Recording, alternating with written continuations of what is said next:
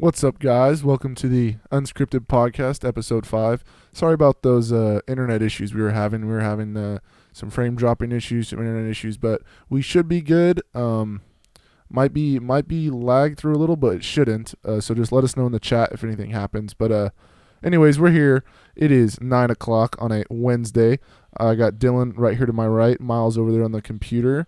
How we doing tonight, fellas? How we doing? We are doing great. I'm just trying to get these guys in the chat here, just posting the links, but we are ready to go. Yeah, a little hectic right there getting on, but yeah, we got this though. We had some technical difficulties with our internet, but I think we got it figured out. So we might drop a couple frames here or there, might get a little laggy, but I think for the most part we should be okay. Yeah, we should be all good. Just let us know. Dylan, I think didn't you want to start us off with a little story time for the listeners? A little story time with Dylan about a heroic tale. A heroic tale, if you will, in our excursions of last night. So I'm just normally happen to me. Well, I'm just gonna give you the floor. Just take the floor. So we go to the casino last night, and I do my usual. All right, I'll play some blackjack. I'll buy in with normally what's not enough money, and I'll play for 15 minutes and watch everybody else play. And I said it like as we were walking up. I'm like, I need to win my first hand. Need to win it. And Miles was able to stay in there and play with me, but I was just winning everything. I was sitting first base both times. Actually, no. Maybe at Zap It, I think I was second base. But you were first. I think you were first. Yeah, you are right. So, yeah, we start at the $10 table, just $10 hand, and it's got all these weird rules. So, normally, even though it's a cheaper table, it can still really bite you. But it worked out really well, betting on the busters. So, and the dealer just was having a terrible day. When every single time I was sitting at a table, it was probably like 6 or 7 busts. So, that was great. And then I hit my double. And I hit a suited 21. That got me $75 off one hand. And so my ass was walking out of there 300 up. Feeling pretty good. Gotta love it. Really good. Hitting the double downs, doing all the right things. Oh, yeah. Drinks were on me. And that was a great night. And, hey, that doesn't always happen. Don't just go to the casino expecting to walk out of there like that. But, hey, that was one hell of a night. I want to tell a little tale that I had last night, too. I love it. So, as Munch was just winning everything in sight, everything in sight. I kind of struggled for a little bit. Went down to my last hand a couple of times, last amount of money, and then battled back to even, and then battled up a little more, and then came back down. But, yeah, I was sitting at with my last bet in my hand more than a few times last night, and somehow battled my way back to even. You're a scrappy guy on the blackjack table, aren't you? Dude, sometimes you just gotta dig in and just hope. Fighting and clawing, and you just had to get to the bullpen. You had to get to the next. You had to get to the next dealer. I mean, I got the suited 21 like Munch did too for the lucky, so that $75 kind of helped me. I was in the hole. Yeah, that was crazy. We both hit the suited, huh? Yeah. That was the luckies, those side bets. If you ever go to Thunder Valley, play the fucking lucky on blackjack. Heard it here first. Yeah. Heard it here first. It'll keep you alive. That's a big thing too. Is I'll be down to my last hand, and then I'll throw a side bet. Yeah. Lucky. Or you'll lose the hand, and then like you'll win the lucky, and it keeps you alive. Yeah, there's your hand, dude. That's why I was fucking with Zappa, because they had the buster and the lucky. I know you were throwing down on both. Dude. I was. There was a couple times, like there was one time I looked at Zach and I was like, all right, I'm down right now. I'm gonna hit a lucky, and then it's gonna be a 6-card bust. And then it was a lucky, won it, and it was a 5-card bust that paid. Yes. It was like 5 to 1 or something. Yeah. Yeah. And then I won the hand nice. too, and I was like, that's exactly what I fucking needed.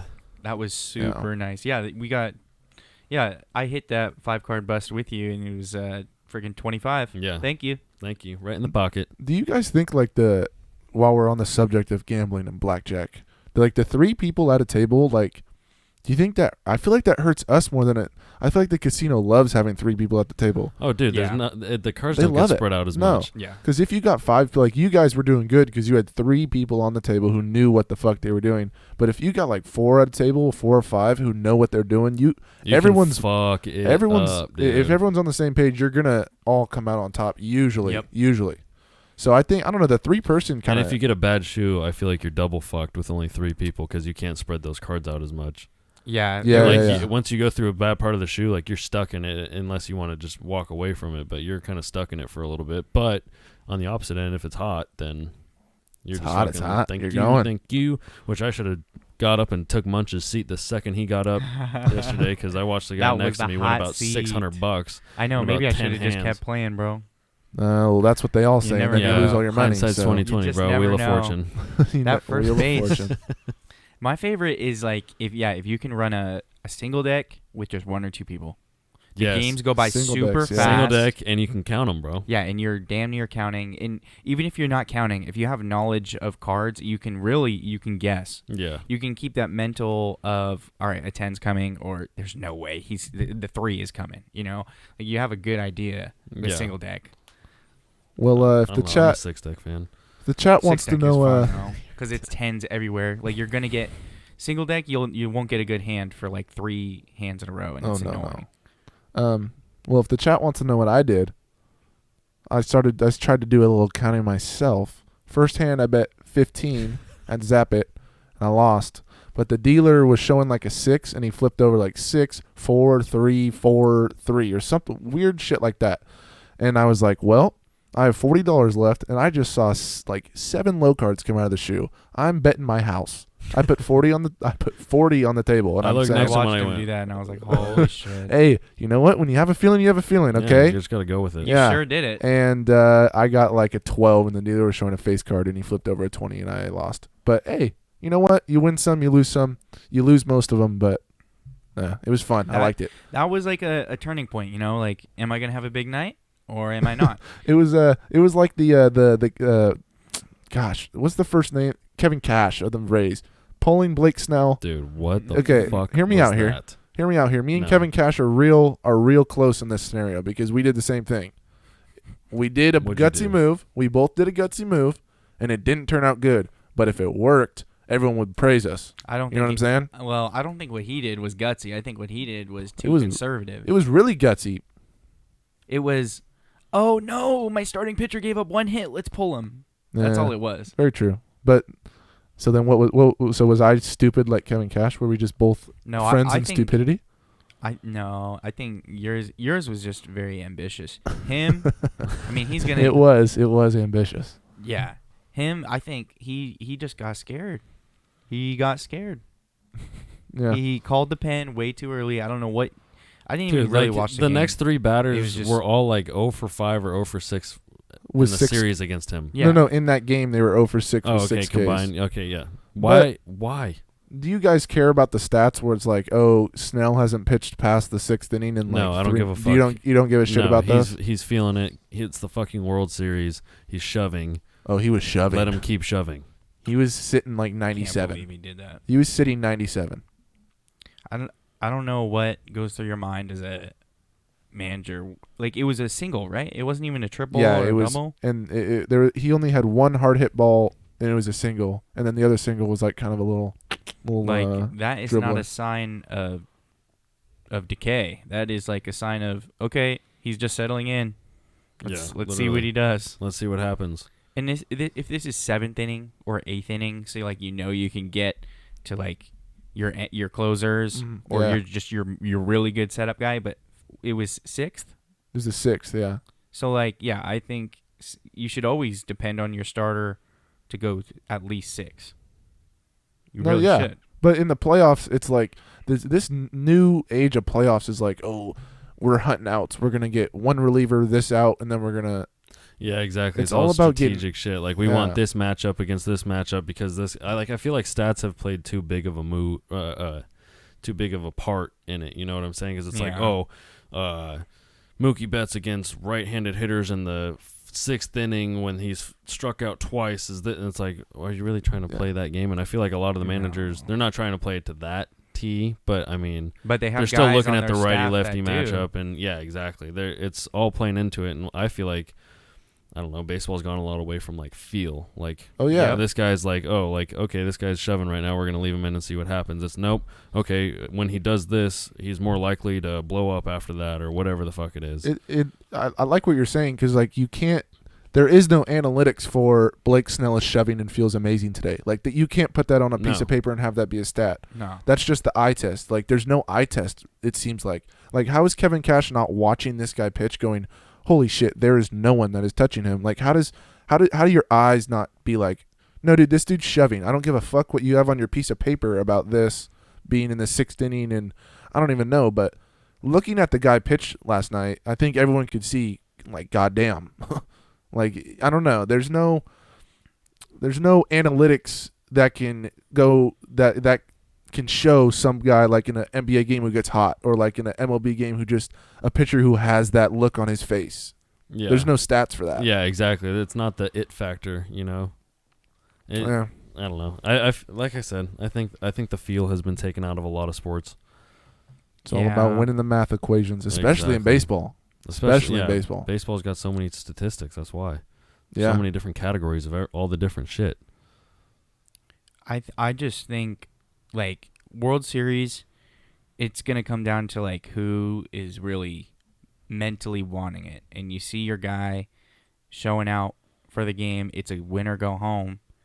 And I mean, taking the feel out, you can't lose your trust in your guy because you think, oh, that's what it was. The top of the lineup was about to come up. Yeah. And he pulled him out. But he was dealing against the top of the lineup. I think the top of the lineup, I saw a tweet saying something that they were like 0 for 11 or something like that. We just said they were 0 for 6. Mookie, Seager, and Turner. Okay. Yeah. We're 0 for 6 with 6 Ks. So, yeah, it's like... he sat them all down every time they faced him. So, I mean, you could look at the math that just happened right there, or you could look at the math yeah, right? of, like, there's numbers, or there's just sticking with your guy. Yeah. And I like your point about World Series is about, like, mental things, because if you're, like we're saying, the it factor, if your guy is going, like, it's the World Series, you got to fucking ride that. Like, yeah. Who else did he really think someone else was going to come in and do better than what Snell was already doing? No, there's he no was way. He was only like 73 pitches in, so he wasn't gassed. It's not like he was 100 pitches deep. Like, he was 73 pitches in 6 innings. So I don't know. I totally agree with you guys. Especially in the World Series and the NBA Finals, like, if a guy is hot on those platforms and on those big stages, they're gonna stay hot. They're gonna. It's their night. It's literally their night. 100%. You gotta let them that adrenaline, that it. I keep saying it factor. I don't know a different because way it to is. describe it. You know, like, you gotta let them have, because every guy that's ever played baseball dreams of being in the situation that Blake Snell and every single person that played in the game last night was. You're in fucking Game 6 elimination game. Either you lose or you extend the series, and if you're the Dodgers, you win the fucking World Series, or you play another game. Well, not that simple. And the way he was throwing, like, he deserved the opportunity to either win it or lose it. Exactly. Like, he didn't even get the chance to choke, because you pulled him out before he could. Like, so who knows? He could have up just to thrown your Joe Blow setup man that I don't even know who came in. Nick Anderson, I think. Which ironically is Nick Anderson is the guy on the Orlando Magic who missed 2 free throws against 4 straight free. He missed 2 free throws, then they got the offensive rebound, then he got fouled again, and then missed 2 more free throws against the Rockets with Hakeem, and then they hit a buzzer beater in Game 1, and then they got swept. So, ironically, Nick Anderson's just choke. Yeah, it's like this is reminding me of, and it's not like they had a big lead or anything, so it's not exactly like this, but. It's like the Falcons when they were up 28-3. What did they do? They started playing complete opposite of what got them to 28-3. Yeah, they try and put the brakes on or coast a little bit, and it's like, no, keep throwing the ball. Don't just try to run the clock out. Like, still run the clock out, but you have to stay aggressive. It's the Super Bowl. You can't just sit back and let a 25-point lead get stolen from up and under you because you just decided to not do what is keeping on working. Baseball, it's a totally different situation, but it still reminds me of, you can't change what is working. You don't give the ball to Zeke 30 times a game and he's going off for 150 yards, and then you say, all right, Dak, drop back and start throwing for the rest of the fourth quarter. We're not giving it to Zeke. That's you, yeah. Sorry. Trying to figure out the water bottle. My bad. That's just, and obviously the Cowboys are fucking done. But that's just what it is. That's just what it is. You can't take it out of the guy's hands that wants it, because then you're gonna give it to Nick Anderson, and he's cold, and all the top of the lineup is now like, whew, okay, I get to see somebody else. Like, I don't even care about the statistics as a hitter. No. You're just thinking, oh, thank goodness, I can't see this guy today, and now there's someone new at the mound. Exactly. I think there's a picture of I don't know if it's a picture or a little clip of like when they pulled Snell. He like looked over at Dave Roberts and he like kind of gave a little smirk, like, fuck nod, yes. Like, yep, here they are. Finally, he's off the mound. Yeah. But I mean, I also do want to look at the flip side of this from Cash's perspective, because I feel like, I mean, he's deserved. Kill the guy. It's not like he should lose his job over this. But it's like if you go for it on 4th and 3 on your own 40-yard line, like, and you don't get it, or like you go for a fake punt and you don't get it. Like, you look like an idiot when you don't get it, but if you do get it, like if Anderson came in and shoved, everyone would have been like, "Damn, Kevin Cash, what a play! Yeah. Like, what a managerial move." But I don't know. So I mean, he does deserve to get the slander, but on the flip side of it, if it worked out for him, he'd be a genius. Games and titles are won and lost on those decisions, and he was on the wrong side of that decision. Sometimes that happens, like Pete Carroll. He made the worst decision ever and didn't hand the ball off to Marshawn Lynch. The worst decision. He still has his job. He's still considered top 5 NFL coach. He's really good. But sometimes you just make those wrong decisions and you got to take your licks. Like the Rays, hopefully they'll be back. I don't think they will because the AL is stacked. But hey. Yeah, see him in a full season. Good season. This is the second World Series they've lost. Yeah, they lost to the Phillies. They lost to the Phillies in 2008, I believe. Yeah, they had good old David Price. Nice. David Price just carried them. Evan Longoria. Yeah. Evan Longoria was nice in 2008. We thought David Price was going to just dominate the league for the rest of the... He was so young right there. Yeah, I think it was his rookie year. Yeah. I think they pulled him up for the September rosters, and then he just stayed. And like, he's good and all, but... Where is he? Is he still at Sox? He's on the Red Sox. He sat out this season. No, he's on the Dodgers. He's on the Dodgers, but he sat out. Yeah, he's part of the Mookie deal. Oh, did he? Did he get a ring? Did he get a ring? I believe so. He's part of the organization. Wait, hold on. This is a perfect segue. Did he post anything on social media? Yeah, I have no idea. Please check that. Yeah, we need to see. I really hope he did. Oh, my boys, proud to support you from my fucking couch all season. So he opted out because of COVID? Yeah. Yeah. Wow. I don't want to catch the flu. To go along with that, did you see Justin Turner tested positive, and then they yanked him from the game, and then he was out there celebrating without a mask on? I was like, talk about this. I was like, isn't that like the exact opposite of what you want to do if you just got tested for COVID and were positive? He got tested positive like mid-game, and he did it before the game, I guess, and the results. I don't know. I really don't know. Yeah, oh my god! I saw something that's really fishy. It's really fishy. Really weird. I saw something that the results. Positive, bro. Well, I saw something that the results were inconclusive, but somehow he didn't get the results until the fucking 7th or 8th inning, and then they're just like, okay, yeah, you got to get out of here. You got fucking COVID, and then he leaves in the 8th inning, and then comes back and takes pictures. Like, he had his mask off for like 30 seconds, and then everyone's tripping about it. Which, like, I kind of agree. Like, that's a bad look for the MLB. It's a terrible look. It's a really bad look, but at the same time, if you're in his shoes, there's no way you just won your first World Series on a team you've been on for the last 10 years. You've been to the fucking World Series however many fucking times you've been there, and you finally win one, and you're not going to be out there? No. There was nothing holding that man back from being on the field. No way. Nope. That's just wild, though, because I guarantee you there's a lot more to that we'll never know. Oh, 100%. Because, yeah, I mean, he's your 3-hitter. What are you going to be like? And it's 2 more games. So if you can keep it under the rug and see if you guys close it out and then release it. Keep it under the rug. They would be more hated than the Astros. Like, how is if they kept that under the rug? I know, for real. They keep that, and then like how are 2 you going to years have later, an inconclusive test, though? Come on. I saw it was positive. I saw another headline that said it was inconclusive. I'm not 100% sure. Like, You what think it the was. Dodgers facility doesn't have the correct kind of testing? I see what you're getting at, and it makes a lot of sense. Because how do you get results back in the 8th inning? If the tests are inconclusive, wouldn't you not play the guy? Yeah, exactly. If he's your 3-hitter, would you? And you wanted to win your first World Series? Or did they get to the 8th inning and go, okay, we got this Okay, shit. yeah, we won. We won. Let's bench him. Let's say We won. We don't want to catch we played him anyway. But here's my question. They're kind of in a bubble right now, aren't they?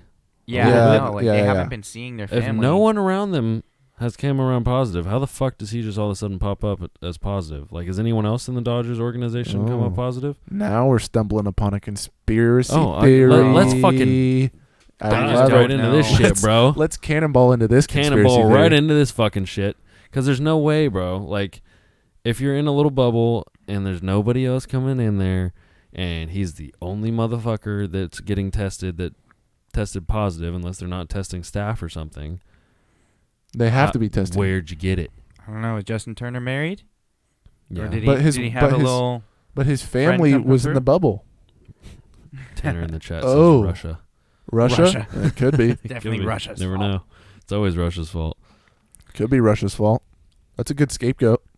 I don't understand because it's like, I don't know. Our understanding of the virus, yeah, a bubble theoretically should work perfectly. Unless Yeah. something infiltrates the bubble, yeah. That's what I'm saying. Where's the leak? Yeah, but who would be Oh. the leak? So let's dive into this. Let's do some investigative Whoa. Whose reporting fault is sometime. it? Hold on. Let's just take a sec. We just got a message in a language I do not understand. That's Spanish. That's Spanish. That's- But I'm saying I don't understand what oh, it I says. read Spanish. I'm in Spanish in Wait, college. It says Buenos good tardes. afternoon. Good afternoon. good afternoon. It is my information that day. Huevos. Ooh. What is that? I'm gonna Google have to Translate, I'm gonna baby. have to Google it. Translate you real No, quick, no. JD This Jamie. this might be my Spanish teacher trying to test me. Hold on. It's Is not it your really? Spanish There's teacher. It no might way. be. There's no No. shot. There's Google- no way, but Google Why Translate. can't I copy that? What's the control? good for copy? afternoon. It is my Come on, hit me with the control for understanding of copy. the information that Control day C. command. Control Control C. C. on Ace is jueves, Control V. lunes, martes, viernes, jueves, Thursday. Is that Thursday? Damn it. Dude. Damn it! I should know this. Oh, you should have just How typed in is- Spanish to English into Google. That's what I do. It comes up right Bottom on. right. Oh, never mind.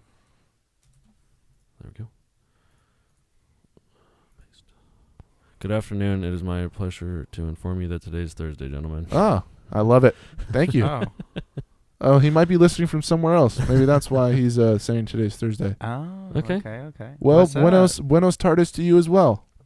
Oh, if he's 3 ¿Cómo hours estás? ahead, then yeah. ¿Cómo estás, mi Don't amigo? tell him to eat your ass, Tanner. Come on. Oh, yeah, don't do that. Okay, where were we? Bubble leak. Bubble leak conspiracy theory Conspiracy Dodgers. theory Dodgers. Where the fuck did Justin Turner get infected from? Was it one of the fans And- at the fucking games? And how is it only him? That's what I'm saying. So If this is the gotta be a most teammate, contagious, bro. deadly fucking There's thing no of way. all time, There's got to be a teammate. how does no one else have it? There has to be some young teammate. Because he's high sneaking fiving some bodybuilders. girls in or they're, something. they're all up in each other's shit. And Yeah, you're telling this- me no one else has it? this is really just fishy. weird, man. And why did I just want to? The fishy thing for me is why did it come out? Why did it come out in the 8th inning? Like how? Why? How? Where? When? Who? Hey, speaking of COVID and Russia, Oh God! Look at this segue, everybody. did y'all? No, it's not even. It's the same subject. I But know. did you hear? There's a tennis player that caught COVID, and he illegally fled Russia with his family because they were about to. Like the Russian doctor was like, "All right, we're gonna come to your apartment, and we're gonna test you, and then." Because he tested positive, so they're going to come in, they're going to test him, and they're going to decide whether they might need him to be hospitalized. Okay. So he said, "Fuck that! I'm not going to be hospitalized." He had his kid there too. Like I don't know if it's a newborn baby or just a baby, but all three of them were positive, and he just hopped on a freaking private jet and illegally flew, and he was in like Denmark or something, but no one knew his whereabouts for a sec.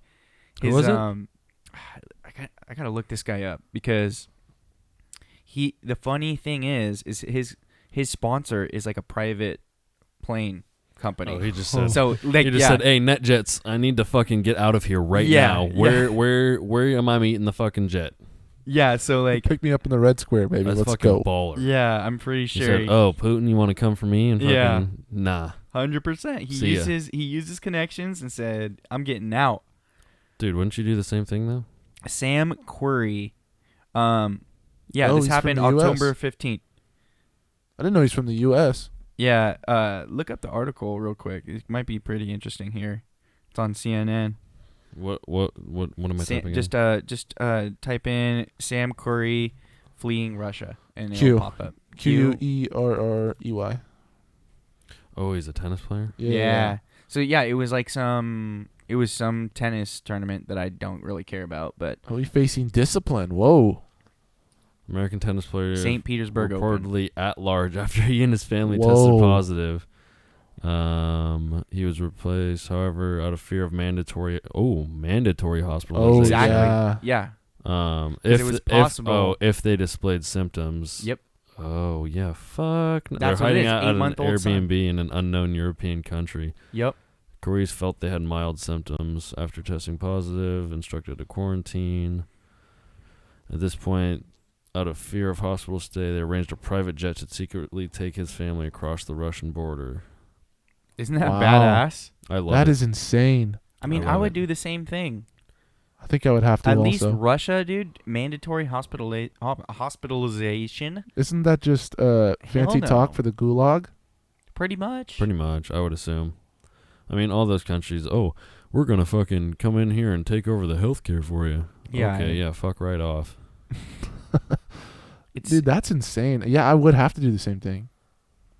Oh, what's up, we- Jordan? Oh, Jordan. we totally missed all your questions, Jordan. Sorry, we didn't look at Facebook. All right.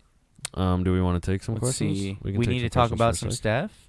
Cool. Oh, thoughts on Cam Newton. Let's get to Cam first. I do Yeah, want to talk about let's- Cam Newton We for a got some second. Cam. Yeah. That's Hopefully a good Jordan's one. still here, Jordan.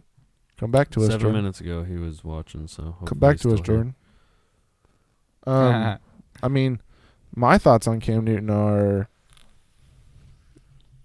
that he is just one of the many athletes who get COVID and then comes back and they just do not look like the same player that they were. Do you attribute that to COVID, or do you attribute that to 2 weeks no practice in the middle of the season? I think it's probably more of the latter, but I think maybe the mental just stuff curious. of having I'm just COVID. curious. This last week was bad though. 3 picks Dude, he and was 92 horrible yards. this week. He was fucking horrible.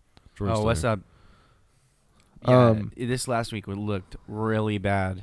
Keep going. Oh, I still think, one, you can't give up on him. He's Cam Newton.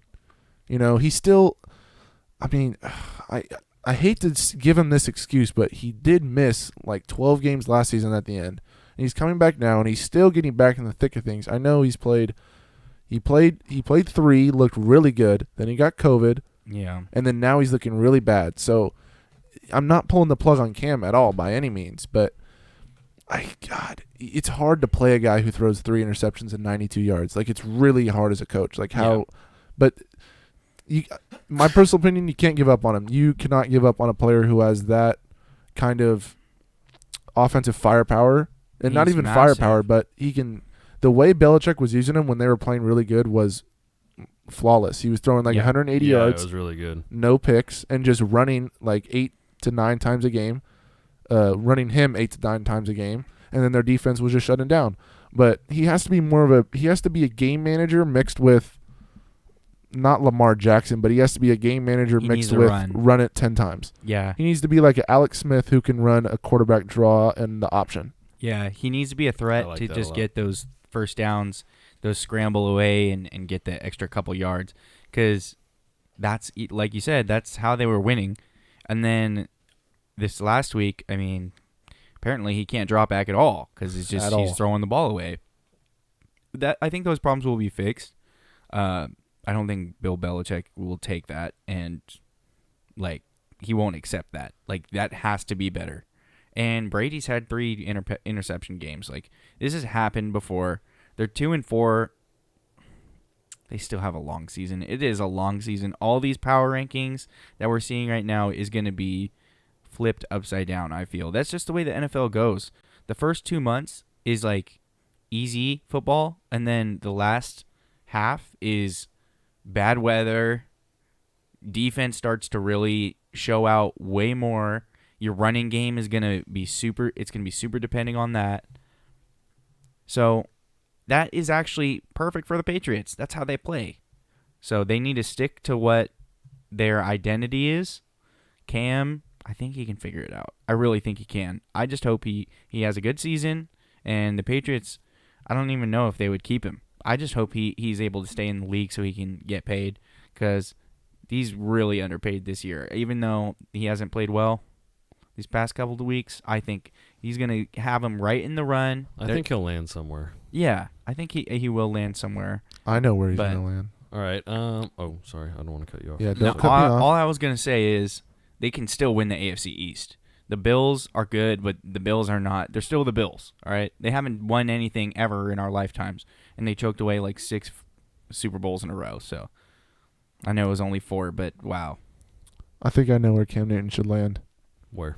Hollywood, California. Go star in movies.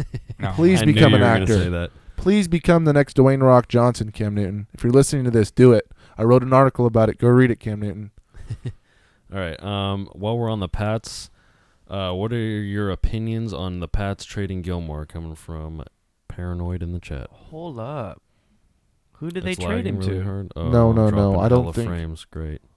No. I don't think he has been traded. I think there are rumors of him being traded. Rumors of trading him? I say don't. I say don't either. I don't care if he hates it there. Yeah, you're going to play I here if keep you hate him it here. every last minute I can. But, I mean, because you're going to trade him and get who? There's maybe only one trade I would do, and that's Trevor Lawrence.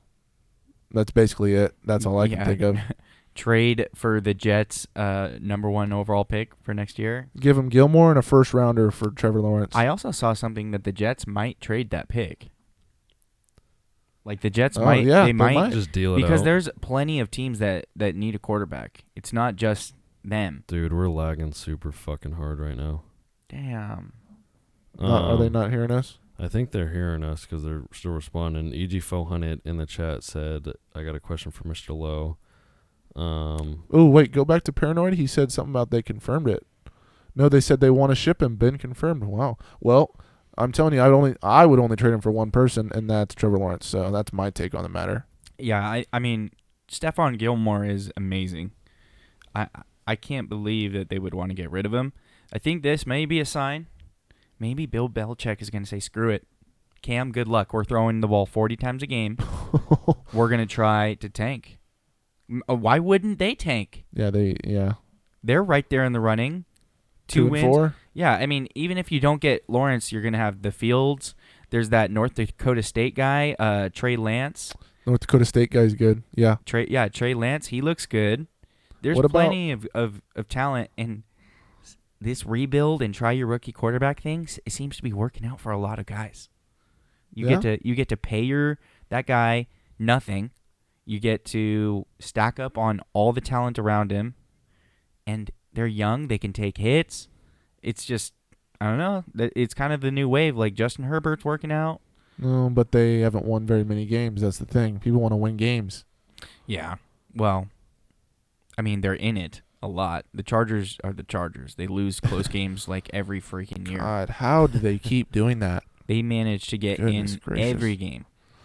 And it's not even Phillips' fault. I mean, they were in a lot of games that their defense just choked away. It's just, Chargers.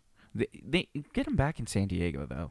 I just don't like L.A. Chargers. That's just stupid. The thing with me is I hate how much their Yeah. color schemes go together. Like, why would you put two teams in the same city with the same colors? Yeah, I've noticed I get that too. confused. I get confused. The Chargers, it seems like they've gone to a darker blue too. Like it doesn't even look like that baby blue Chargers anymore. Or yeah, It has or a navy little bit blue. darker hue. Yeah, and they don't do the navy. Yeah, they don't do that. So it looks like freaking the Rams. And their logos are like the same. I don't know. I don't like it at all. But yeah, I'm with you on that one. I'm not with you on the rookie quarterbacks though, unless it's Trevor Lawrence. I'm all about it. I think you should. I mean, like Tua, get him in there. Oh well, I love Tua. That's a different story. Do you want to transition to some basketball? We got 2 basketball questions. Yeah, what's up? Yeah, let's just turn into a question show. Fuck it. From Jordan in the chat, what should the Warriors do with their pick? Ooh. And then after that, we got EG. Who's the GOAT of hoop and why? Yeah, let's go to the Warriors. I don't want to talk about the GOAT right now. We're gonna go to the Warriors. We'll first. get to that's it. what I'm saying. We'll get to We're gonna go to the Warriors first. Let's go Warriors. Trade or keep the number 2 pick. Okay. The only reason why I'm not saying trade is I don't know this draft. I just wish they had this pick in an earlier draft, like last year or something. But because like they don't need John Morant, they could trade it to someone who really needs John Morant. There's no one in this draft that really is making me be like, God, that's a must-have. Oh, he's gonna be really good. There's no one. Anthony Edwards, no. LaMelo Ball, no. James Wiseman, I think no. So I don't think there's a huge market for the number 2 pick out there.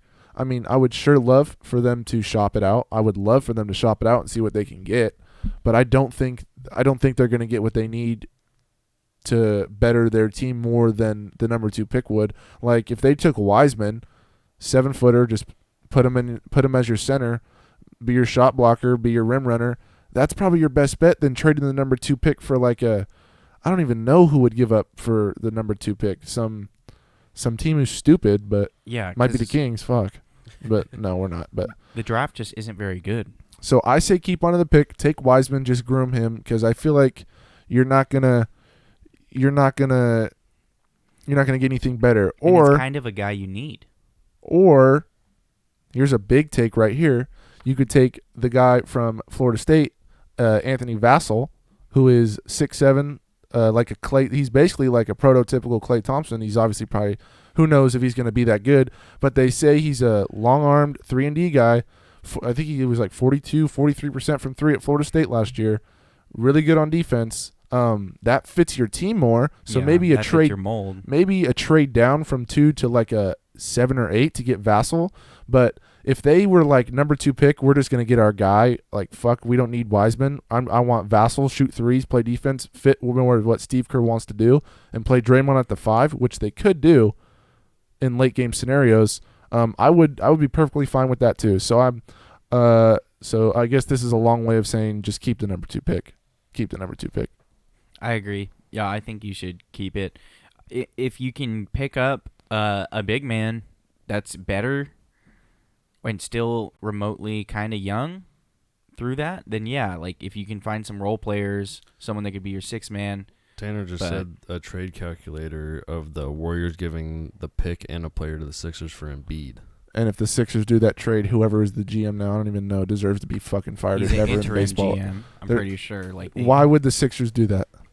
You're getting nothing. The Sixers could get a lot more for Embiid. They could get actual players that have already proven themselves. And not, I'm just saying, because the picks, you don't know. I just, the thing is, I don't think that number 2 pick has that big of a market. Okay, well, so. pick and a player to the Sixers. Wiggins? What pick? No. Yeah, exactly. The Warriors have no one on their team they can trade for. There's literally no one that's good. There's a reason why they were last place. Yeah. So I say keep it.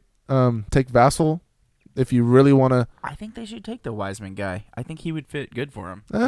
It's the Warriors. They're going to make anyone fit good because it's the best culture in league history. I mean, as long as Wiseman's not going into the NBA thinking, I'm going to score 25 a night. Because, no, you ain't, dude. No, that's the thing. Not if you're on the Warriors. He's going to go to the Warriors, and they're going to be like, dude, just grab me the fucking rebound and pass me the ball. We need 10 and 10. That's all we need.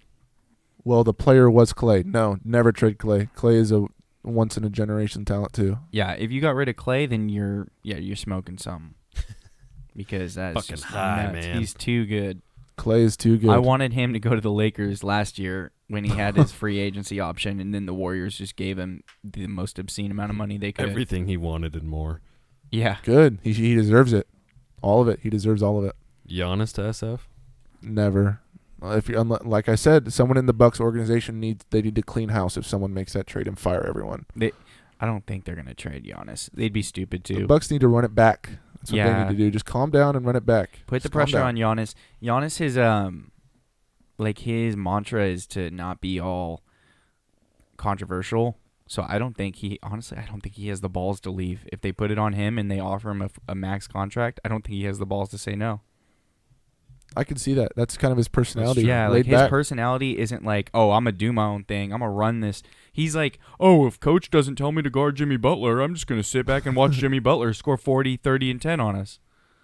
Like, I mean, that's what I gotta say about Giannis. I think he's a little soft, but He's young, dude. We were literally saying the same thing about LeBron when he was Giannis's age. He's been young age. for like 7 years. He's been in the league for like 7 years. This is the same thing we were saying about LeBron when he was Giannis's age. But the same I never shit. I never got the feeling from LeBron that he was like, I don't know. I think he's like the GOAT. I know everyone picks him apart and says, oh, he flops or he complains, but I just think he wants to win at all costs. Giannis, I think he wants to win, but he doesn't realize, like, he is the one that has to do it all. Literally. Like, you need to just put the team on your back when the time comes. Not score 30 a night in the regular season. Yeah. Like, it's game 6 of the West or the Eastern semis. This is the game I need 30 and 10. This is the game I need to shoot 35 times. Yeah, this is when I need to fucking step the fuck up. And I've seen him do that where he realizes it mid-game, and it's like, dude, it's too late. You never got yourself going, and your team can't shoot tonight, and now you're going to hook up a bunch of shots. They already got their defense. They already figured out W every possession, and you never got your guys hot. You never got yourself going, and they just lose series that they shouldn't lose. Exactly. Even right. the Magic gave them 2 games, I'm pretty sure. Was it 2 games? I think it was just the first one. It was just the first one. Oh, so they lost game 1. Like, shouldn't even lose game 1. That is terrible. You can't start the playoffs in the East, especially. You can't start the playoffs with the losing the game 1. Yeah, I think you're completely right. The Giannis, the thing that you said that stuck out the most to me was the getting going early. Stars, and if you're a superstar, you know how to get involved in the game early and put your imprint on the game and make people know you're playing against Giannis tonight. Yep. You're letting the other team know that you're going to play against Giannis. By the first 5 minutes of the game, he has to make them feel that. Yep. I don't feel that pressure from Giannis. I always feel like he's gaining ground back from the other team when it's like, aren't you like the favored? Aren't you like the MVP? And I don't see MVP Giannis in the playoffs. I've yet to see it, actually. I've seen Chris Middleton. That one year, Chris Middleton hit like a half quarter against the Celtics. Buzzer beater. And, man, they should have already been out. They should have already lost. They got to game 7, and then they lost in that. But it's just like you're leaving it up to Chris Middleton? Come on, man. Yeah. No, it's 100% true. If you're the guy, you have to be the guy. And you're a one-man team. Yeah, exactly. Really. Like, you have to be that guy. Yeah, you're a one superstar team. Yeah, one superstar team, which is, that means it's up to you. If you guys lose the series, it's 100% your fault. Same thing with James Harden. Even though he has a 2-superstar team, he makes his superstars like lesser because he's so much of into himself and so into just dominating the ball on offense. That's a reason why he won't win a championship. Because, yeah, he's the best one-on-one player we've ever seen, or whatever. He can hit a step-back 3 at any given moment in time in the game. But does he help his team get rolling? Not really. He sits at the top of the key and passes it, and you better be ready for a catch and shoot. Not wrong. Not wrong. I mean, I think we hit the nail on the head with Giannis. I really do. Do you want to transition to Eli's question of GOAT talk? Let's get to the GOAT talk. Oh, GOAT James. Talk. Okay. As you would say, but that's, I don't know. We'll talk. Yeah, we'll talk. I'll give my spiel, but go ahead. Okay. Well, me and the GOAT talk are just, Do you even have like a definitive answer, I don't or are even you really, still torn? I feel like you're just torn between the 2 or the 3, actually. Dude, Zach has like 6 he's torn between. Well, I'm just in that point of view to where I just love the history behind the sport and everyone, and I just think it's such a, who's the GOAT? Like, it's a great question to ask because there needs to be a GOAT of like your league, but I love the history with all these guys. Like, I don't know, like there's arguments for so many people, and I guess my answer would be like, what argument is the most compelling to me? So I don't really have a GOAT, but it's like the person who has the best case, really. I guess that would be what I'm saying. I would have to say it's LeBron or Kareem. The reason I say LeBron and Kareem is, well, I'll talk about LeBron first. Number one, the fact that I grew up with him. I think that's like, talk to your parents. They're like, oh my gosh, MJ, because I grew up with him. Exactly. Like, that is me. That is, obviously, I have that undeniable bias with LeBron because, gosh, I don't know. I don't even need to. I'll let Dylan argue LeBron because he's going to for about 3 hours. So get ready. Yeah, give me a Kareem point. Why? Because I disagree on Kareem completely. So well, the thing about Kareem is that he was like, the story of Kareem is he was the best player in high school, the most sought out recruit ever, basically undisputed college basketball GOAT. And then he went to UCLA. Was it Lou Alcindor? Lou Alcindor. Yeah, absolutely undisputed GOAT. Won't even talk about that. So then you can't play on the varsity team as a freshman at UCLA at that time. So you have to be on the JV team. You can't play in the varsity games. His freshman team would beat the varsity team of UCLA with that was winning national championships. They won the national championship the year before and would lose and pick up that next day in practice to Lou Alcindor on the freshman team. Like, he was that good. Won 3 national titles at UCLA, lost like 1 game because he scratched his cornea. And then he goes into the NBA, and the leading points has the most. What's the goal of basketball? To put the ball in the fucking hoop. He's done that the most times. Yep. Longevity. He played for literally 21, 22 seasons. Longevity. Boom. Greatness is longevity. In any field of the world, greatness is longevity. If you're Cologne. Honestly, that's what I'm saying. So the fact that he was making that big of an impact. Yes, he had Magic Johnson, but I mean, come on, everyone has a player on their team who's that good. Everyone's got somebody. He would literally look at the clips of 1988 and 89 of Kareem playing basketball, and he's like bald with goggles, running down court with huge knee braces on. The longevity of Kareem is amazing to me. Number 2, number 3, there's something about the sky hook shot and the fact that in a league dominated by centers, he was the main center that no one could guard, and he was the everything. So if we're looking at LeBron being a boy wonder from day one, we're looking at all this stuff, and Kareem is the initial boy wonder. He was the initial boy wonder. So why are we overlooking that? Because we're saying about LeBron, he's been in the limelight since he was 16. Okay, Kareem's been in the limelight since he was 14. So I don't know. I love Kareem. I love the history behind it. Those two. And he won 2 championships with 2 different teams. Yeah, That's well, cool. he won 1 with the Bucks and 5 with the Lakers, and he has 6 regular season MVPs, leading scorer of all time. I mean, his accolades are impeccable. And also, side note, when he retired from the Lakers, they had a rocking chair at center court, and he was sitting in the rocking chair as they were talking about him. It's kind of a cool vibe, like an old dude. Yeah. But I mean, I don't really want to get into why I didn't put Mike up there, but it's like, honestly, with Mike, it's just like everyone is just screaming in my face about how good Mike is and about how raw the 6-for-6 is, and it's like, yeah, it's raw, it's amazing, he's good. Like, I don't think he's better than LeBron or Kareem. So that's basically it. All right. So before I get to why LeBron's the GOAT, I want to touch on MJ just a little bit. Obviously, if you talk to anybody over the age of 30, they're going to say MJ's the GOAT. Okay. That's fair. He had a great run, and greatest 7 years ever. Had he not, or 8-year run ever, had he not gone to baseball for unknown reasons. We don't really have the reason. Who cares what he says? Because I have a feeling he might have been told by the commissioner, "Hey, buddy, you need to take a break." But so here's what happened. Anyway. He should have won 8 rings in a row, and then none of us can even complain about it. But he didn't. And then his body gave up. If he could have either won a ring earlier in his career when he was dominating the league and getting all his MVPs and all those accolades, then maybe this would be okay. But he has no longevity. Once he went to he retired when he still could have played.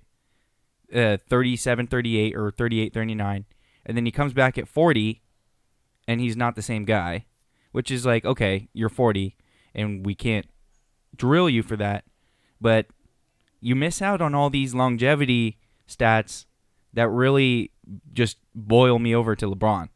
LeBron, okay, he has 4 rings. He's probably on his way to get 6. At least 5. If he doesn't have 5, I would actually be shocked. But I think he's the GOAT already right now because he has always had to carry his team. And he's always known it. And even in losses, he's always blown my mind. Like, wow, he literally left everything out on the line. And he's faced the toughest competition, in my opinion. I mean, he's had to go up against the hardest super team. That is the best super team ever. And he actually beat them. I don't think there's a different person in the world, superstar in the world, that would have beaten that 3-1 Warriors team. And so, like, his opinion, LeBron himself said in his podcast, he said, I think that's what made me the GOAT. And I agree. You came back down 3-1 against a 73-9 team. You actually enforced that super team to become even more of a super team just so they could beat you. That just goes to show he influences the league beyond anyone else. Like there wasn't people like creating teams just to beat MJ. That is very true. There was no one saying, all right, we're going to go stack this and this and this and this just to beat MJ. They really didn't. No. What team was even built? What team was built to beat MJ? I don't think there was any. I think the consensus best team is the Barkley Suns. I think that's the consensus. And they only got to see him once. So, I mean, you want to say LeBron had an easy path this last finals run, which all right, I'll concede that to you. Sure, he did. But I look at some of Michael Jordan's finals, and it's like they should have mopped them. The Sonics, with Gary Payton and Sean Kemp, like you should have swept them. Yeah, you won in 6. And the another big thing is he never really beat the big guys in the East until they were already old and done. He could have beat them when he was 26, 27, 28, but he didn't, and he didn't win a championship until he was what, like 31, 32? Might have been 30 on the dot. Maybe 29. Maybe. I don't know. I don't think so. I think he was a tad bit older. So that's what it really comes down to. I've watched LeBron, so I love LeBron. It's that too. Coming in from Tanner in the chat, does Dylan count LeBron's first loss in the finals? I don't. His first loss against the Mavericks? No. Oh, against the Spurs. When he got against swept, the Spurs? when he had no one on his team. Yeah, no. I don't count that at all. He shouldn't have even been there in the first place. And that's another thing. Michael Jordan didn't make it out of the first round until he had Scottie Pippen. LeBron has never, not once, lost in the first round. Never has. That stat is insane. That's an insane stat. And he's been making the playoffs earlier than Jordan did, I'm pretty sure. Because, like, he was making playoffs, like, third year in the league. You want to complain that he has all these playoff stats and all-time playoffs because, he's just been in the playoffs a lot. Well, why wasn't your guy, whoever your GOAT is, why wasn't he in the playoffs a lot? Why wasn't he there every year? Almost every year. You know, like, I just think if you want a guy that's going to carry you and you don't need anybody else, it's LeBron. Michael Jordan, you can just put him on the Charlotte Hornets right now, and he's not going to win the finals. You put LeBron on the Charlotte Hornets right now, and they probably will still contend. That's just what I think. That's just me. Sizzling from the sun. Coming in from outer space. He just came in from the sun with that take, baby, and I love it. Like, Michael Jordan would look a lot like James Harden in today's NBA. Yeah. He's not that. The way LeBron controls a game with the basketball in his hands is unlike any other I've seen. And all the old heads tell me Magic did it too. And so I guess this is our modern day version of it. Like MJ, he is the engine. Yeah. He has been the engine for 17 years. And he's adapted to the league. The league has changed completely upside down. And it's a 3-point league. And he's even managed to, he puts up the threes. His percentage isn't crazy, but his percentage is better than Jordan's and Kobe's. Here's my GOAT debate. A little tidbit, Eli. I'm not even going to get into the GOAT, like stats and all that shit. Who's going to leave the bigger legacy, MJ or LeBron? I think that's where LeBron loses. That's exactly my point. I think LeBron will always be looked at as the skilled, like he's, I don't know, the most skilled, I guess I would say. GOAT, I don't know. How God-given skills, though. Like, yeah, exactly. Just straight up monster. Talented. But MJ, unless LeBron's shoe line kicks off, MJ is going to leave the biggest legacy in sports. Yeah. Yeah. Like, there's probably kids in Africa right now wearing Michael Jordan jerseys. Oh, like, 100%. Kids everywhere. There's people that have never... Everywhere. People that have never even thought about picking up a basketball, and they know who Michael Jordan Yeah. is. LeBron, I think, he's got that worldwide exposure, but it's just not more than Jordan. No. We'll have to see in the next couple of Here's what I think LeBron's going to do. But I think LeBron's going to play out the rest of his career, right? And then he's going to Dwayne The Rock Johnson it, like you're saying Cam should do. Cam should. I think Yeah, LeBron's that's going to do it, definitely in though. the I making. think LeBron, he's not going to be an analyst. He's going to be a fucking movie star or something. he's a good dude. actor. He's going to have to be a global conglomerate. Even though, what is it, Space Jam 2? Looks like it's actually going to be absolute horseshit. Really? Why? The plot, from what this is They've all switched the plot what like I've 3 heard. times. Yeah, What? this is all from what I've Yep. heard. But the plot has They like switch it. almost nothing to do with the first one. No, it's not. If I watch the trailer and I hate it, I shall boycott. Yeah, I don't think it's going to be anything like that. Flip on over to the Facebook chat real quick. I want Dylan to address some things that I saw on there. Go down. Oh, yeah, right there. MJ would look like James Harden. He didn't like that one. Okay. So, well, here's what I'm saying. Address it. Saying. He'd score a lot of points, and they'd have a great regular season team every year, but I just don't think he would carry. I don't think he could carry. I mean, I don't think if he had Russell Westbrook, he would win the finals. I just think he would look a lot like James Harden. He'd have amazing. He'd be the MVP every year. Like LeBron wouldn't even be able to touch his numbers in this league because he would figure out 3-point shooting, and he definitely would he'd hit every mid range like he already does. He would dominate this league. The defense is trash. Like I'm not trying to give him any Slight. Yeah, like he would probably average almost like 45 a game in this league. But I don't think the playoff basketball is just a different animal.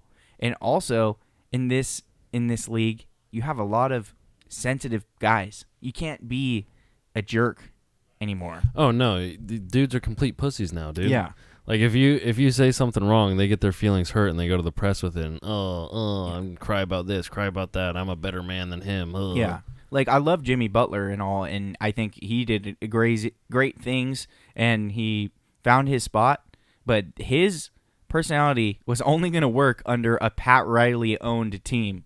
Like it wasn't going to work in Minnesota because that whole franchise doesn't have a winning culture. And so you're going to have to work with your guys and make everybody happy, kind of like what LeBron does.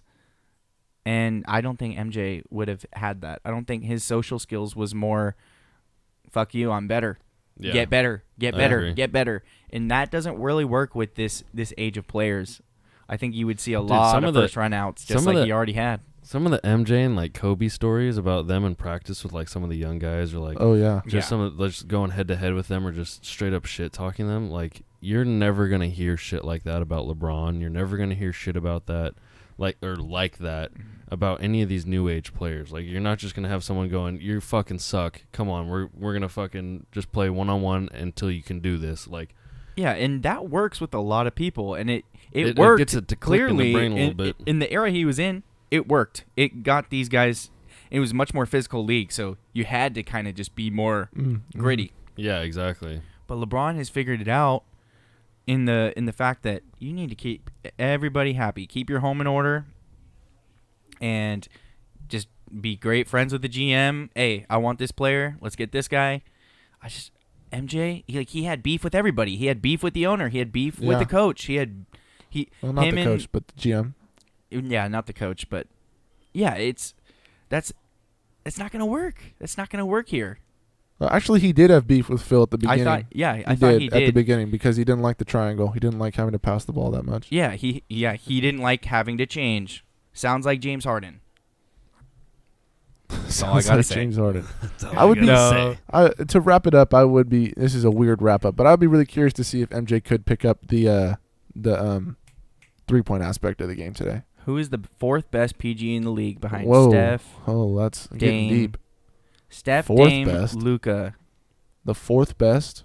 I like how he already Jeez. has Luka at 3. Just boom.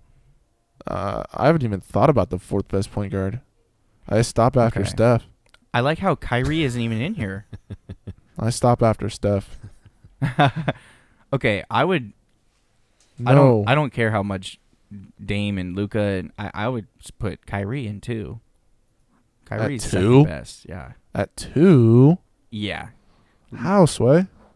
Let him be healthy. Talk about someone you can't play with. Jesus. Yeah. No. And that's the thing is sometimes it works. Like you just need to find the right chemistry and the right group of guys. So It's not even a hit that Michael Jordan was kind of an asshole of a teammate. It's actually a great thing, but LeBron has a different way of going about it, and I personally just like watching that more. And they both kind of worked, right? They both work. Like both Kobe kind of worked. 4 rings and 6 But rings. they wouldn't have worked, like, say you flip-flopped them. They wouldn't have worked, like, if LeBron was doing what MJ was doing and MJ was doing what LeBron was doing. Do you think it would still work as successfully? Well, I don't know about like flip-flopping them as people, but Magic Johnson was doing a lot of what LeBron is doing now. Yeah. When he was playing. When he was playing? Yeah. And that worked a lot. It worked really well. He was Keeping buddy. everybody happy. He was buddy with every single person. And I mean, I don't know. I don't know if it would work, say, flip-flop LeBron and MJ like you just said, but there's definitely examples of people doing LeBron's mold back then, which was like Magic. And there's definitely examples of Michael Jordan's mold, Like Kobe working Yeah. in today's game. So I think that's true. so. I don't know. Both of Fair them enough. work. Both of them Fair work. enough. When you're a superstar, you have a choice. Like it's kind of you choose how you want to succeed. And MJ sure did, and I can't take anything away from him. He 3-peated twice. Like that is Yeah. nuts. Jesus, that's insane. Especially from the fact that it's like he did the 2 retire. I will not give him a pass for coming back and losing to Shaq though. He's still lost. He lost. I'm going to take it a step further. I'm not giving him a pass that he's winning the year before against Hakeem Olajuwon. I'm not giving him that pass either. Yeah. I mean, he would have 8-peated. No. Had he would have 8-peated? No. Well, had he would have 8-peated, yes. But there's no way he would have 8-peated. Yeah, then we're not even having this conversation. Like, but He would be the Jerry Rice to wide receivers. yeah, exactly. He could have put himself in an untouchable range, and that's my problem with MJ lovers is like he's not in an untouchable range. His career is great. Don't get me wrong, but there's going to be someone probably even better than LeBron and MJ. Those careers are crazy good, but someone can still dominate the league just as much, if not better. Yeah. There's so many opportunities in basketball. You can play for 23 years. You get in the right spot, and you dominate. You never know.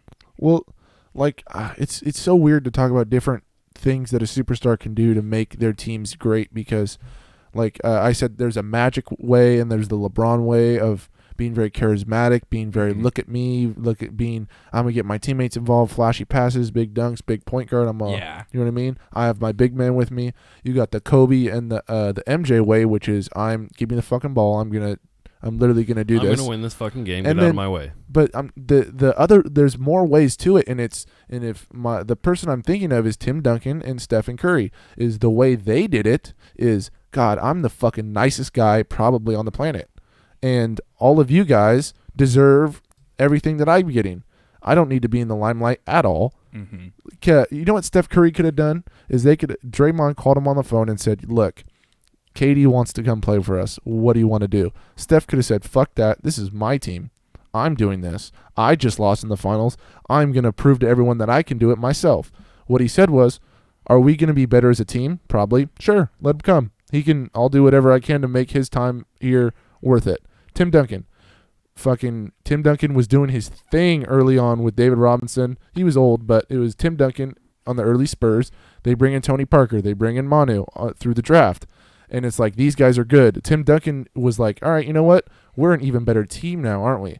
I don't give it. I could give two shits what the fuck we are doing if I'm in the limelight. And that's what I love about Steph Curry and Tim Duncan is they're doing it even a separate way than the first four names that I just said. Yep. They're doing it in a way they don't care. They genuinely do not care what the media or what anyone says about them because they just want the other people around them to succeed. And that's something that LeBron, Magic, Kobe, and MJ don't have. They aren't like, I don't give a shit. I just want to win for the team, and I just want the team. Their credit. They want their credit themselves. And not even their credit. They want a lot of it. And Tim Duncan and Steph Curry are just like, you know what, man? Yeah. Clay, you deserve a lot of credit. When Iggy won Finals MVP, did you see how fucking happy Steph Curry was? When KD won the Finals MVPs, did you see how ecstatic Steph Curry was? Yeah. And Tim Duncan, they do not care how it gets done. As long as it gets done, that's all it needs to be. And they go home to their families after. Bro. That's all that matters. I definitely can respect that. You know who I would put in that category who hasn't actually won yet? I think Giannis is like that. Yeah. Oh, yeah. He is a very, yeah. I am afraid that may be detrimental to him. I was going to say that might be his downfall. That's the thing. It's like, that's what I was saying. When you're a superstar, you have a choice on how you want to succeed. And, I mean, maybe Giannis is a great fit for the Warriors if that's how he wants to be, because that isn't going to be a style that wins in Milwaukee. You need a LeBron style, or you need even an MJ style would be better. People like create urgency in your franchise to win.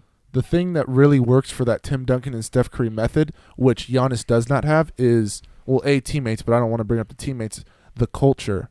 The mindset of the team, the mindset of the everyone's Spurs. Everyone's on the same page. Like, for lack of a better term, the Warriors and the Spurs mindsets is like kind of freaking Marxist. It's for the greater good of us. Sacrifice yourself for the greater good of us, and we're all going to win. Yeah. And that's kind of how they look at it. And the Milwaukee Bucks don't have that culture. No. They don't have that front office. They don't have that superstar coach. They don't have that. And they don't have any mentality. Free agencies building that franchise almost. You know? Yeah. And it takes a long time to build the brand, but once it's built, like the Heat have got their brand. It's not the same brand as Spurs and Warriors, but they have their brand.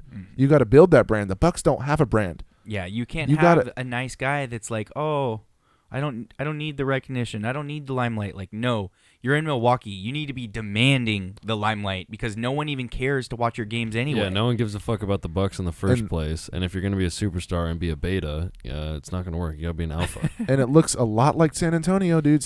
No one's watching a fucking San Antonio game. Yeah, no. Exactly. It's the third smallest market in the NBA. No one's doing that. And then you see them in the playoffs, and you're like, wait, who are these guys again? And it's the culture, and to build it takes time, and it takes a good front office, an even better coach, and a superstar that's going to get it done with guys behind him who want to get it done as well. Yeah. And when you're watching the Bucks, it's just a lot of like what am I watching here? Yeah. There's no leader. You know who their leader was?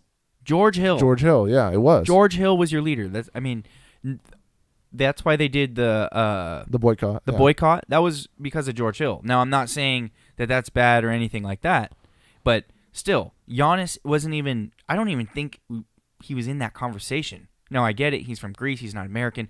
It's not really like maybe the issue didn't hit him as hard or whatever it may be.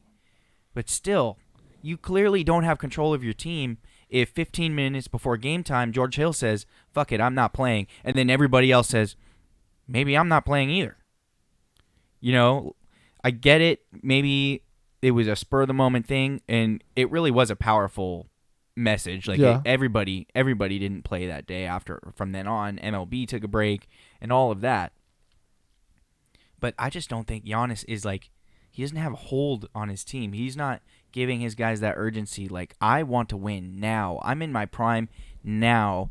And every year that I don't win a championship is 1 year I should have won a championship. Yeah, it's a wasted year. I don't get that energy from Giannis. I get that from LeBron. I get that from Steph. I haven't seen that yet. And the thing, it's what Giannis has to realize is when, like you just said, looking in the locker room, if we don't win, it's on me. And you know what? It's not on you, because the fact that George Hill choked in the playoffs, nobody gives a flying shit. Like, George Hill missed the free throw. J.R. Smith's the one who fucked up.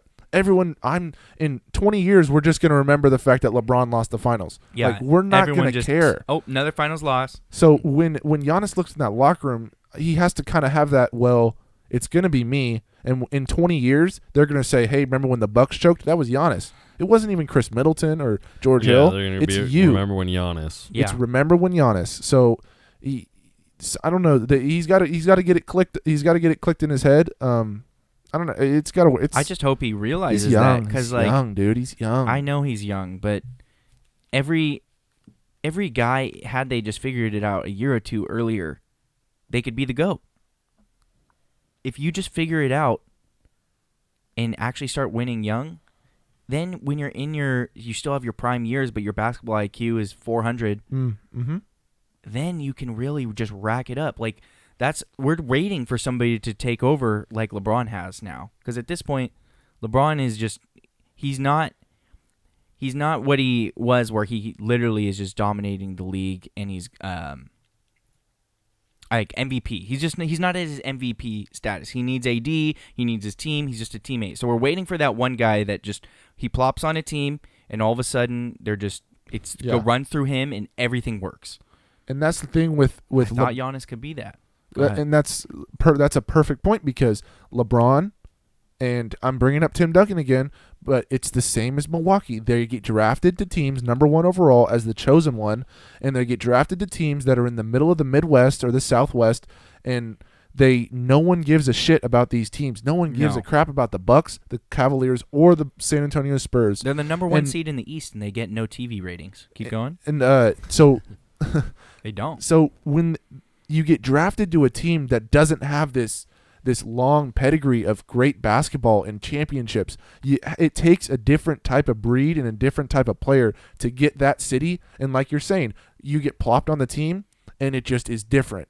It just is different around the whole thing, and it's like, wow, Cleveland is getting a lot of TV ratings now because of this one guy. Yeah. Oh, the San Antonio Spurs, they're number 1 in the West. Everyone wants to watch them because of this guy. And Giannis, we've been arguing for the past 30 minutes, it seems like, gets plopped into this Midwestern little snowy town with not a lot of TV ratings and not all of this, and it's him. It's on him to make them big. It's his job to get Milwaukee on the map. It is a tall task. We're not saying any guy can do this. But when you see a freak of nature, like he's literally called the Greek freak, it's because we see it in you, and we just want it to like actually happen. Like, I'm all for it. I mean, if Giannis went on and won 8 straight, I'd call him the GOAT. I want to see that. But it's frustrating, and I have to critique you when I feel like you're not even progressing to that. It's like it's like nitpicking someone who you know is just can do so much more. And if you're telling me that Giannis is a 2-time MVP, you're telling me Giannis is the best player in the NBA. Okay, then let me see you do what LeBron and what these other guys can do to these small market teams and make a franchise by yourself. If that's the player you're telling me that Giannis is, I need to see it. And that's why we're getting so mad at him, is because media is shoving it in our face that Giannis is this transcendent player. Okay, prove it to me. Put this Bucks team on the map. Get in the finals. I don't even care if you win the finals. Get to the finals. Get yourself on that stage. Give the city of Milwaukee something to rally behind. Yeah. He just really needs to at least get him to the finals. The East is not that good. It's good now, though. It's good now. We're not yelling at we're not yelling at Bradley Beal for putting Washington on the map, because I love Bradley Beal. He's an exceptional player, but I don't see Bradley Beal being the number 1. That. We're not expecting him to put the Wizards in the playoffs and the finals every year. We're expecting that from Giannis, which is a great honor. It's almost like it's a huge compliment to him that we're getting this mad at him for it. Honestly, yeah, no, it is 100%. It's a huge compliment to him, but he's got to do it in order to get the respect of a 2-time MVP in the NBA. Yeah. Yes. And he shouldn't be getting. I just hope he doesn't get any more MVPs until he actually gets a good playoff run. You can't be gifting these guys MVPs. I know it's not based off the playoffs, which I still think that's stupid. I don't get why it's not based off the playoffs. I think you should release the MVP literally the day after the finals. True. I like that. That would be sick. I think my favorite thing that you've said in the last 10 years, put an embargo on Giannis for getting MVP. Nuh-uh, can't happen. Block. Trade block. Yeah. No, embargo. You're not allowed to get an MVP until you have a good just playoff Giannis. run. Just Giannis. Yeah. Just Giannis. No, James Harden too. Stop gifting that guy MVPs. Let's make it. We're gonna have to come up with a list off show. There's 3 right off the top. Go. Giannis, Russ, and Harden. You can't give Veto. those guys MVPs. Veto. Veto. Done. Veto until they got a ring. Veto. And then it's like Adam Silver's the MVP voting, or I know they don't do it this way, but like they're in a meeting. I vote for Giannis. No, veto. Can't do it. Yeah. Can't do it.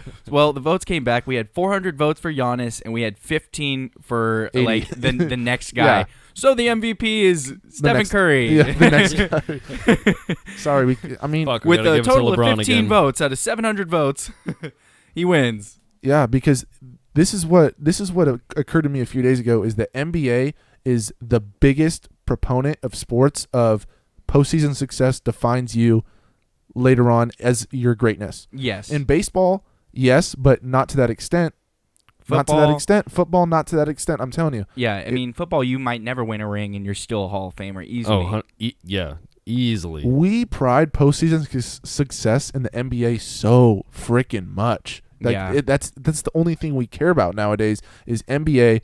If like even when I'm watching a regular season game and like Harden has 40, it's kind of it's expected. we all think You're it's like, we okay. all like the first thought in my head isn't wow that's great. It's okay. He's cooking again, but let's see it in, Let's see it in the June. playoffs. James Harden, Let's see yeah. it in June. Average So- 40 to go, losing the second round. The basketball is so hard because, you really are looked at. The pressure is on you like crazy. I just thought he would thrive in the bubble. He didn't. It was a complete opposite.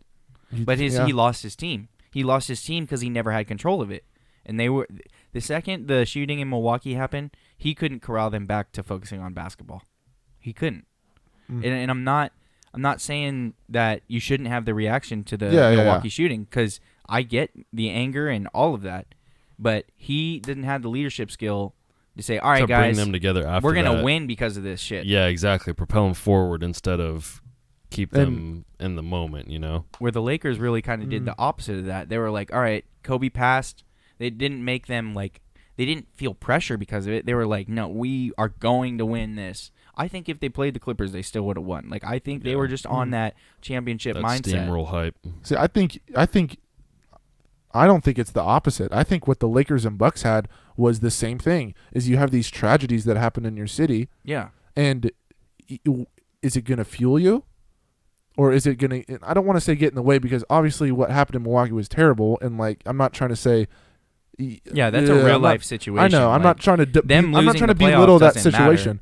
But they both were faced with in the adversity. grand scheme of things. They both were faced with adversity, and one team used it for title success, and one team couldn't, like you said, just couldn't propel themselves up to that limelight. And the Lakers did it perfectly. They said, "Look, Kobe passed. We have to do this for him. We have to. Yep. We're doing it right now. Let's do it." And they all. That's what I love. Everyone had the same mindset on it. This is on the one same thing page. I love Yep. about LeBron's teams is ever since the 2016 Cavs, ever since they went to the World Series and were drinking in the press box of the Indians games and going crazy love of it. everyone, Yeah, that was LeBron sick. can have his teammates so unified around one goal. He is such a good leader of corralling guys Yeah, to he's focus on this one thing. 100% a Like great that's leader. he is like James Jones is his best friend, and that was the 15th man. Like Yep. he is just as a friend to D Wade as he was to James Jones and James Posey. Or I don't even know if James Posey was on his team, but like Mike Miller. Mike Miller was just as much of his friend as everyone else. You know what I mean? Yeah. That's one thing that LeBron does exceptionally well is just corral his team. Because he doesn't intimidate his team into playing well. He just gets them to want to play well. Yeah, they respect him enough to listen to what he's saying and roll with it. And like I don't know, maybe MJ would have freaking bullied Danny Green into hitting the shot, but Yeah. I still think LeBron's way is better. Because they had to come back the next day, and Danny Green still had to play the next day, and LeBron wasn't after the game saying, "Hit the shot, you little bitch. Go to the court now. Go back to the court Yeah, and go get practice your 600 3-pointers, shots up motherfucker." before tomorrow." He was saying MJ would have probably said that. He said, "I'm never passing you that shit again." Go hit 100 threes in a row or else I ain't going to ever look at you again in a clutch time situation. Bitch. Like maybe Yeah. that's why Steve Kerr hit the shot, because he's Maybe, like, yeah. if I don't hit this shot, I might get shot. Yeah, MJ might go beat my ass. in the Yeah, fucking Michael's locker gonna go room. beat me up. And like we're saying this whole time, it's just two separate ways of achieving the same goal. It's 100%. they both work, as you saw. They both work. Yeah. Do you want to segue into some baseball? I think Eli has a question. Well, I'm down. I'm here for the questions. Yeah, this is our question show, baby. I'm here like for this. I like this a lot. I'm here for the baseball It's a question. flow. We What you appreciate got, y'all Eli? in the chat for real. Yeah, we've had a good turnout in the chat today. Love it. Great turnout. Now we're kind of waiting on him to type it out, though. Yeah. Yeah. Just waiting on Eli. It's all good. It's all good. It's Just been a kind good of stream. I don't know about you guys, but I think should probably take this and. We kind of touched on this a little earlier in the podcast. Maybe you should have listened at the beginning, Eli. You're good. We can retouch on it a little bit. Long story short, he Long didn't story trust short, his we guy. don't fucking know, and he's an idiot. Long story short, he looks at baseball numbers at night and he just makes love to them because he loves analytics so much. He puts Playboy under the bed and brings out the laptop with computer analytics. about what what Blake Snell's ERA is past the 6th inning when it's nighttime in Texas, and it's less than 70 degrees, and there's Mookie Betts is hitting leadoff. Yeah, he had his guy that was rolling, and he didn't trust him. I mean, It's that simple. Eli, you know better than anyone. When a pitcher has that look in his eye and he's blowing people away, you can't take the ball from him.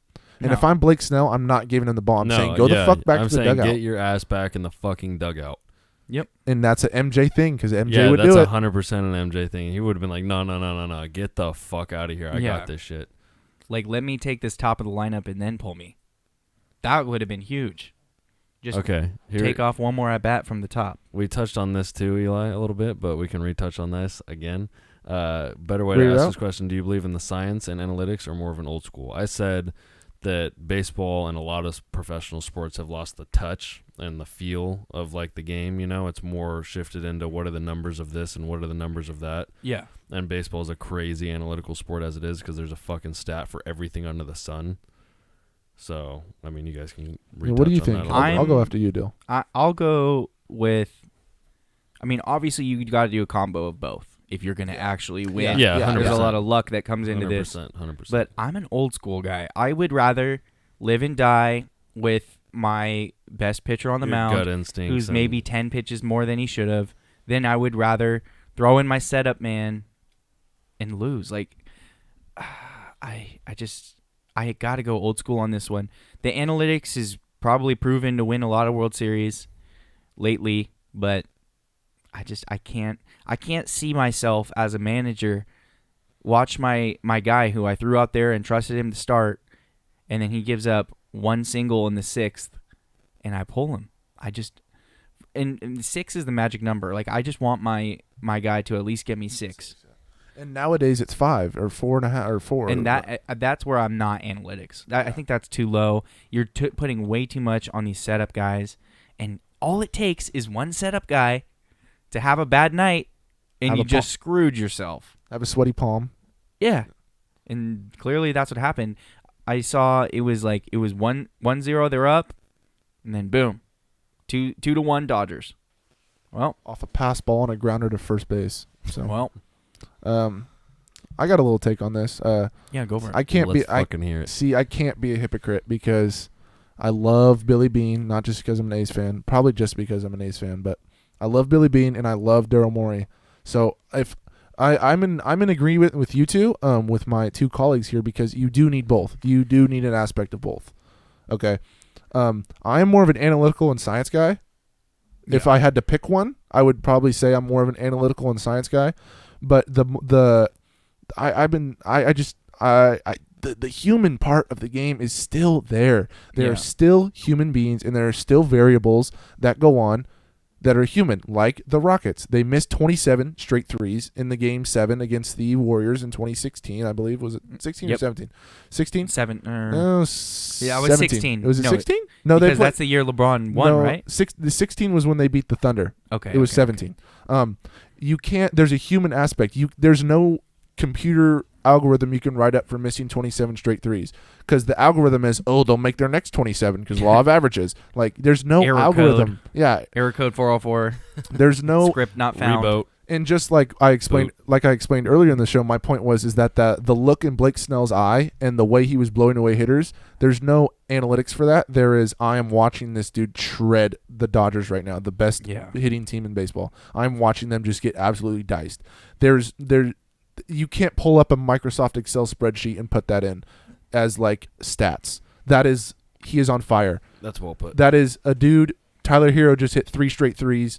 Oh, well, analytics, this is no, he's on fire. Keep him in. He's probably going to hit 3 straight more, even though stats say he'll max out at 3.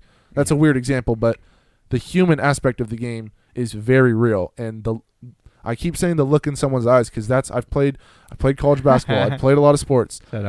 You see the look in someone's eye, and you know what they're going to do in the right scenario. So I'm more analytics. I definitely think people are out of touch the human way, but I'm more analytics than probably not. Like, okay, here's my question.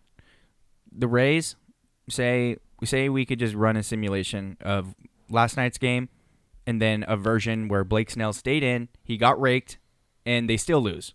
How would you have rather lost? Would you have rather lost how they lost last night? Or would you have rather lost leaving Blake Snell in? See, that's a great question because I would have. Because I 10 times out of 10 am taking the Snell. Yeah. But you're probably taking the science, right? But the thing is, I'm not there. I can't. I have to go with you guys.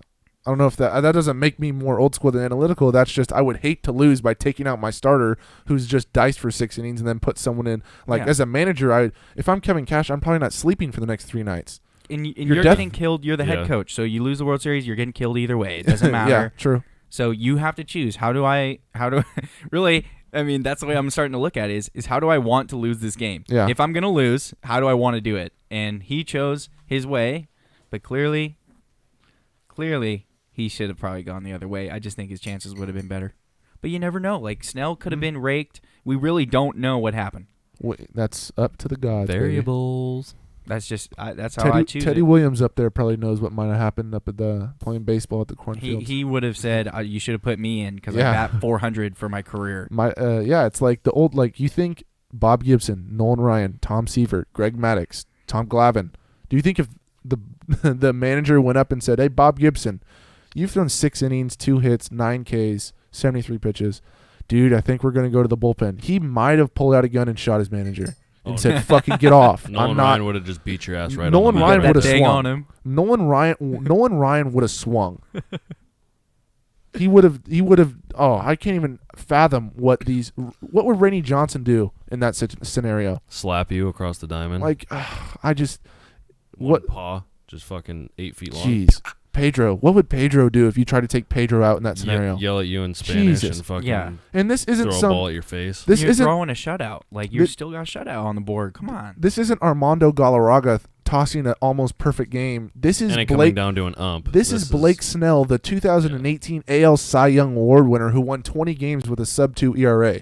This is not a scrub. This is your workhorse that you've rode for 3 years now. This is your guy. So, And it wasn't a full season. Like he hasn't even thrown as many games as he would have. His arm should be fresh. All these guys' arms should be fresh. They're in mid-season form. What's that? Little train? Is that a train? It's this fucking train going in the background. Yeah, we got a little choo-choo going on, huh? You know you're in Lincoln, California. Little stinking Lincoln staple. Train, baby. But it's just close to the train. It's too bad for the Rays. They should have gotten to Game 7. They really should have. That Dodgers team reeks of choke. They do. Yeah, I was kind of hoping because a lot of the cooks, what is it, two out of the 3 main line cooks I cut are huge Dodger fans. And I was just giving them shit. I'm like, nah, they're going to choke this shit, bro. And they're like, no, fuck you. They're not going to choke it. I'm like, oh, dude, I can smell it from here. And then they won last night, and they came in today, dude, Dodger mask on. Like, one had a brand new one that goes from the neck up. It had the LA on the side, wearing Dodger hats. And I was like, oh, my God, there guys. It is. They're like, yeah, fucking Dodgers. I was like, okay, for sure. I would have fucked up little OC if he tried to pull me. Exactly. Exactly. Eli would have freaking said, hell no. Let's talk about this then. Is it, I know like, oh, my manager pulled me out, and like Giannis, oh, my coach didn't tell me to guard Jimmy Butler, but is there any scenario in the world, if you're watching, that is it okay, let me just ask this. Is it perfectly okay for Blake Snell to say, fuck you, get off the mound, I'm pitching? Like, is that, and not give him the ball? Do you think that is perfectly okay that he could have done? Yes. So, I mean, is it Blake Snell's fault a little bit then too? I mean, if you're a gamer, aren't you not going to leave? If you're a gamer, I didn't see the footage of it. Did he say anything to him? I want to go back and see. He walked off the mound and he said, you got to be fucking, you could read his lips. He said, fucking A, or got to be fucking kidding me. But I would have said that to the coach. I would have been like, dude, fucking really? I gave up one hit. But that's the thing with these superstars. are you going to give up the ball? Why did he give up the ball? It's your. You think Trevor Bauer is going to give up the ball? It's He's not. going to take it and throw it over the center field I don't wall. think you can hit. You can't really hit on the guy though. Like, what is he going to do? No, Throw a yeah. tantrum on the mound? Yes, You it's can't- Game 6 of the World Series. I wouldn't say Do it. tantrum, but I would make it a scene like, dude, why the fuck are you fucking pulling me And right then now? I would ask Like, for a I'm trade. fucking shoving right now. And then he's like, oh, get the fuck off the mound. I'd be like, all right, bet. And then I'd literally look at the camera and be like, free agent, what the fuck? Who? Name your Yeah. fucking price, dude, to get me out of here. I just think, I think it was a scared move. You can't be scared. Scared money don't make money. Words Words. that this 3 dudes live by. Might be the Scared money does not make money. Besides the words, we love the Washington football team, that might be our mantra. Yeah, that is. That might be our mantra. Hey, Put it on my football grave. team. Hey, they smacked my boys, and I am honestly happy they did. They Let's- smacked us all the way into the Trevor Lawrence hunt, and I am happy about it. What is this? What are we getting in the chat right Eli now? said, just like when I had a mound visit with Miles and told him to stop fucking shaking me, and then he blew 3 straight fastballs by the guy. I do remember Dudes are just that. built different. Like, I don't do know. remember that. If I, you just hate. Trying to throw curveballs and shit. And Eli's like, dude, don't just fucking listen. It was 1. 1. Okay. I'll do it, coach. How we feeling? I'm feeling good. How we feeling, boys? We've been live for an hour and a half. That's a good little It's been a sesh. good stream. Thanks for everybody that tuned in. What day are we going live this week? I think we agreed a late Friday night. Late Friday Can we do a night? Friday night? We can do a I late Friday night. Yeah, I think we Maybe can like do, a 9 or a 9:30. Yeah. Well, 'cause- late night. Bring a beer. Bring a glass of wine. Bring your kids. Yeah. What time? Wait, Hold what? on. I just had my schedule up. Oh, you know. No, put the kids to bed. Oh yeah, put the kids to bed. Yeah, you're right. Probably. And then turn it on. Probably Okay, put yeah. the kids to bed. Yeah, Friday. Definitely Friday. You don't want them bugging you. They All don't right, want to hear so this. another show Friday. We live. Friday night, probably, what are you guys saying? Let's go 9. 9 o'clock? 9 o'clock, baby. 9 We'll tweet o'clock. out. We'll tweet it Yeah, out. follow us on Twitter. Point at it right down here. There, nice point. Nice Ooh, point. Like Okay. That was right, skilled. right. You've been here. doing that a lot. The little Huh? Vanna White. Yeah. I say Vanna White because Wheel of Fortune last night. Ooh, shout out Thunder. We're going. Shout out Thunder Valley. Anyways, yeah, catch us on there. Please, if you haven't already, go to our YouTube, which is another point. YouTube right here, just Unscripted Podcast. Our thing that pops up, it's going to be like the Redskins logo, but it just says WTF, like Washington Football Team. But what the fuck, a little jab in there. Yeah. Yep. Anyways, go give us a subscribe on there. Give us a like on the video. Even if you just click on it to give us a view, it'd be cool. Live Definitely on Twitch. subscribe so Yep. we can keep y'all in tune. Keep you up to date. Follow Even if us, you're not there keep up for with the us. live streams, we appreciate y'all on YouTube rewatching. I love it. Appreciate all you guys. All right, we'll see you Friday. Have It's a good been night. a good night. See you later.